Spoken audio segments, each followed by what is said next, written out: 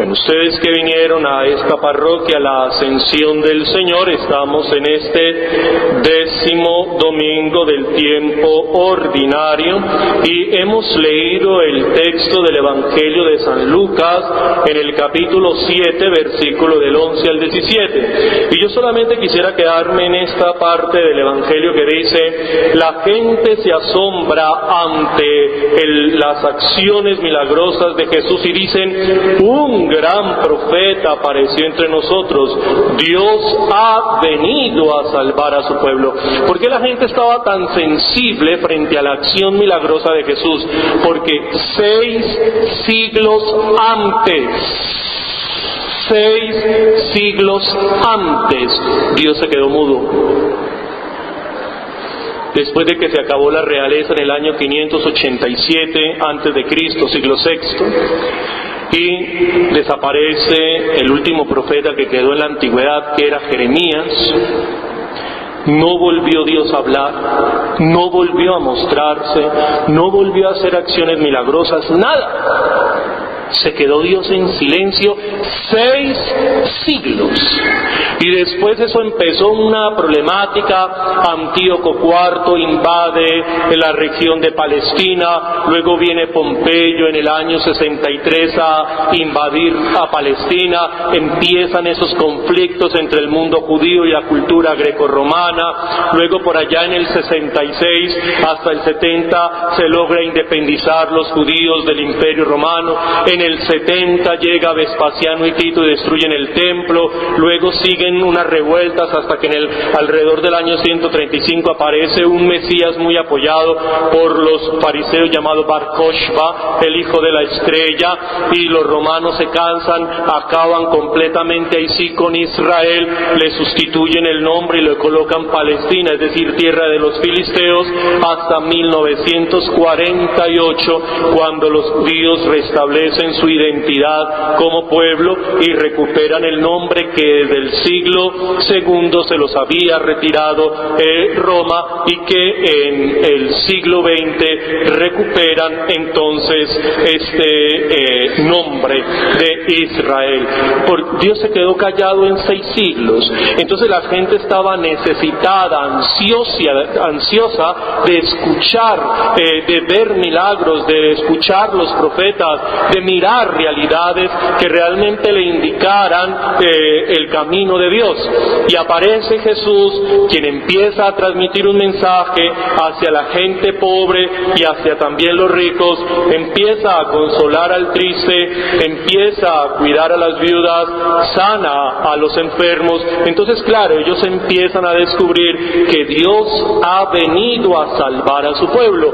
Ya ha roto ese silencio, ya se ha roto ese alejamiento, y Dios se compadece de su pueblo y empieza a manifestarse a través de Jesucristo, quien después lo reconocerán, y como lo hacemos hoy nosotros, Dios hecho hombre, encarnado en la Santísima Virgen María, pasa haciendo el bien, muere en una cruz y resucita. Y esa situación de soledad y de desamparo que sentía el pueblo de Israel durante 6 siglos, uno lo percibe como las personas de la Iglesia Católica hoy. Hoy como que la gente de la Iglesia Católica, los que pertenecemos a la Iglesia Católica, como que también nos sentimos abandonados de Dios, y por eso hay gente que empieza a buscar doctrinas, empiezan a buscar profetas, empiezan a buscar ciertas instituciones que tienen una garantía muy confiable, y olvidan que pertenecen a una institución muy antigua y que garantiza una gran acompañamiento de Dios frente a los sacramentos y a la misma institución. Voy a dar unos ejemplos. Solo en Colombia, porque podríamos mirarlo también en América Latina, podríamos tomar también el país del norte, podríamos mirar el papel de la Iglesia en los Estados Unidos y en Europa, pero yo solamente en Colombia, para que miremos a grandes rasgos lo siguiente. Primero, ¿cuántos colegios están en manos de la Iglesia? ¿Cuántas personas son educadas por la Iglesia con los propios recursos de la Iglesia? Que las comunidades religiosas van y buscan esos recursos para darle educación al pueblo colombiano, donde alivian el peso al Estado, porque no es la Iglesia la que tiene que encargarse de la educación de los colombianos, eso es el Estado, mas la Iglesia le alivia el peso al Estado y le ahorra millones de pesos cuando la Iglesia con sus propios recursos sostiene instituciones educativas. De esta forma el Estado no tiene que preocuparse por un buen número de personas donde la Iglesia misma los está educando. ¿Ve usted? Y eso no se reconoce. Estoy hablando solo de Colombia. Colombia, la Iglesia educa a mucha gente y hace que el Estado se ahorre mucho dinero en la inversión de la educación. ¿Ve? Y la gente, nosotros no reconocemos o ni siquiera nos hemos dado cuenta de ese aspecto. Segundo, ¿cuántos hospitales están en manos de la Iglesia? Es decir, que le ahorra un montón de plata al Estado para sostener unas entidades hospitalarias con los propios recursos de la Iglesia. Y eso no se tiene en cuenta. ¿Ve? Quedémonos en el área metropolitana. ¿Cuántas parroquias tiene el área metropolitana? ¿Cuántos empleados necesita una parroquia para funcionar más o menos? Necesita 3 empleados, 3, mínimo. ¿Cuántas parroquias existen en el área metropolitana? Luego, ¿cuántas personas emplea la Iglesia y le da posibilidad laboral a colombianos, a personas del área metropolitana? ¿Cuántos? ¿Ve? Y eso no se tiene en cuenta. ¿Ve usted? Metámonos por lo social. Ahorita que salió la santificación, gracias a Dios, de la Madre Laura, nosotros vimos durante un buen tiempo cómo pasaban esos documentales, cómo estas mujeres se meten en esos lugares inhóspitos, pues que eso, mejor dicho, es aterrador, y cómo se meten allá a trabajar con los indígenas, a trabajar con las negritudes, a trabajar con los desplazados, mujeres que han sido amenazadas, mujeres que las han asesinado por realidades que vivimos en nuestra patria, mujeres que han muerto por esas enfermedades tropicales, mujeres que lo único que esperan es hacer que estas personas se dignifiquen. Ellas no esperan nada más y mueren en el anonimato absoluto, y ellas siguen haciendo y construyendo un país y nosotros no lo reconocemos. ¿Ve usted? Pero cuando la gente está diciendo, ay, que la Iglesia es obsoleta, que la Iglesia no sé qué, que la Iglesia es una institución que obstaculiza los procesos, que la Iglesia no sirve, y todos nosotros que pertenecemos a la Iglesia Católica nos quedamos callados, y algunos hasta empiezan a creer ese tipo de cosas. Pero yo solo les estoy hablando de Colombia. Si hiciéramos un análisis en América Latina, la cosa sería todavía más grande. Si hacemos el análisis de los Estados Unidos, la Iglesia Católica le ahorra al gobierno norteamericano millones de dólares con las entidades de la Iglesia. Y si nos vamos a Europa, la Iglesia le ahorra millones de euros a los europeos. ¿Ve? Y así nosotros permitimos que nos digan que nuestra iglesia es obsoleta, que ya es anticuada, que obstaculiza procesos de modernización, donde es una institución que está garantizando el desarrollo humano, en donde está garantizando el mejoramiento de situaciones donde los estados no lo cumplen. Y si esta institución desapareciera, mucha gente quedaría desamparada. Y nosotros, en vez de sentirnos orgullosos, nos avergonzamos de ser católicos. ¡Qué vergüenza! En donde deberíamos de estar, mejor dicho, hinchados del pinche de estar, uno de pertenecer a esta iglesia, donde nosotros no la pedimos, donde nos metieron acá por herencia, nuestros papás fueron católicos o son católicos y nos metieron a estos lugares, nos bautizaron, pero nosotros tenemos que reconocer que no nos dieron cualquier cosa. Y lo peor, gente católica, de principios católicos, de formación católica, saliéndose de la iglesia católica para irse a meter a una institución aparecida, que no garantiza nada, que no ha pagado ni siquiera el precio, que ni siquiera ha sido evaluada a través de la historia. Y como una persona católica, de principios católicos, de formación católica, por una ignorancia culpable, abandona una institución que sí le garantiza el acompañamiento de Dios y que ahonda sus raíces hasta la misma presencia de aquel que un día le dijo al joven: levántate, te lo ordeno, y que se lo devuelve a esta mujer viuda para que le diera seguridad existencial a esta mujer.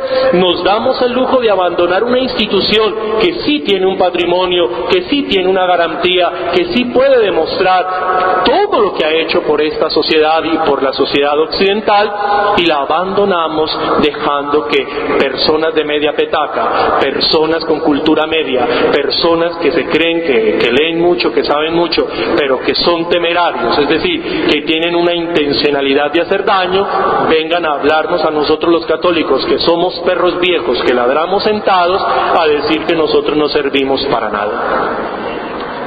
Y nos quedamos callados. Y nos quedamos callados ante una institución que le ha aportado mucho a la humanidad. Muchos de ustedes, los que están acá, son personas cultas, son personas que han pasado por una universidad, son personas que tienen un saber específico, son personas que han sido cultivados. Qué tan bueno que ustedes empezaran a descubrir lo que nosotros como iglesia tenemos. Por ejemplo, el arte. Empezar a mirar todo lo que la iglesia ha aportado a través de su historia en el arte. Por ejemplo, en la arquitectura, empezar a tomar estos libros y estudiar la arquitectura que la iglesia ha forjado durante tanto tiempo, sobre todo esa arquitectura hermosa que se llama la arquitectura gótica, que es el esplendor de la iglesia católica. Miren ustedes cómo se construían esos edificios, y son cosechas nuestras que proceden de una mentalidad cristiana católica, y que de pronto a usted le digan: ¿conoces la arquitectura gótica? Y quedas como así, como mirando para gótica, ¿eso qué es? ¿Cómo así que un cristiano no sabe qué es eso? Mira, tenemos unos cantos muy interesantes en latín. Los europeos estudian latín, los jóvenes en las escuelas estudian latín, y ellos miran que el latín tiene muchas raíces en su idioma.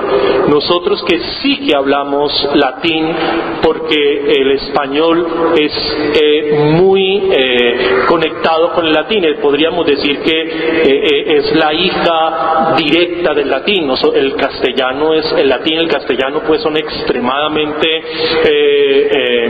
cercanos, y lo aprendemos muy fácil. Pero mira, por ejemplo, ¿te sabes el Padre Nuestro en latín?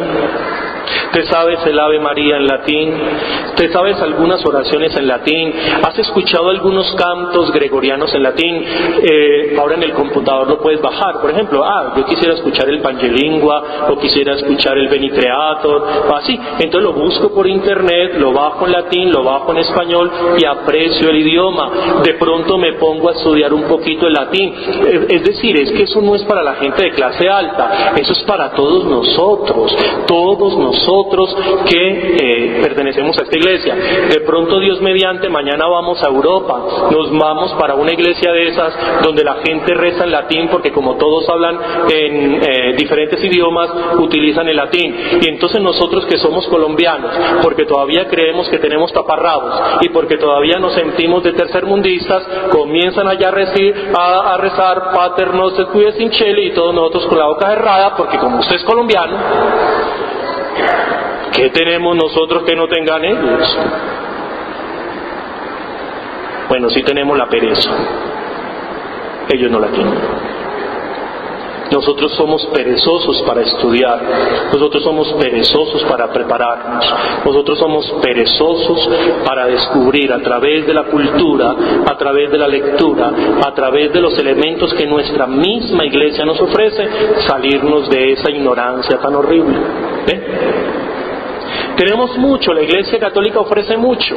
Una persona que pertenezca a la Iglesia Católica convencido se vuelve una persona culta, porque la Iglesia en sí misma es una institución culta. Es decir, quiéralo o no lo quiera, usted se vuelve culto. Quiéralo o no lo quiera, usted se vuelve una persona con un nivel cultural alto.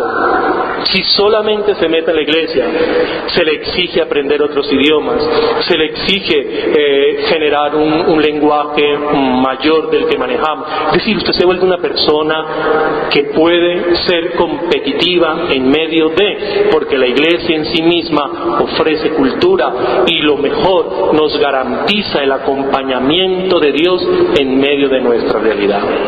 Continuemos nuestra celebración eucarística. Ayer el pueblo de Israel se sentía abandonado por Dios, y sí, tenían razón, porque Dios se silenció durante 6 siglos. Pero nosotros no nos podemos hoy sentir abandonados por Dios, porque la Iglesia Católica ha existido durante 2000 años y ha hecho mucho por la humanidad. Y que no les salgan con el cuentecito, ay, mire las cruzadas, ay, mire la Inquisición. Ay, por favor, no me salga con cuentecitos tan mañé. Vamos, por favor, subiendo un poco el nivel y reconozcamos que esta institución sí le ha aportado mucho a la humanidad, y por eso ustedes y yo tenemos que sentirnos muy orgullosos y salirnos obviamente del estado de ignorancia culposa, porque es por culpa nuestra esta ignorancia, porque no vemos la necesidad de estudiar y de reflexionar sobre nuestra iglesia y sobre todo el aporte que le hace esta institución a la humanidad,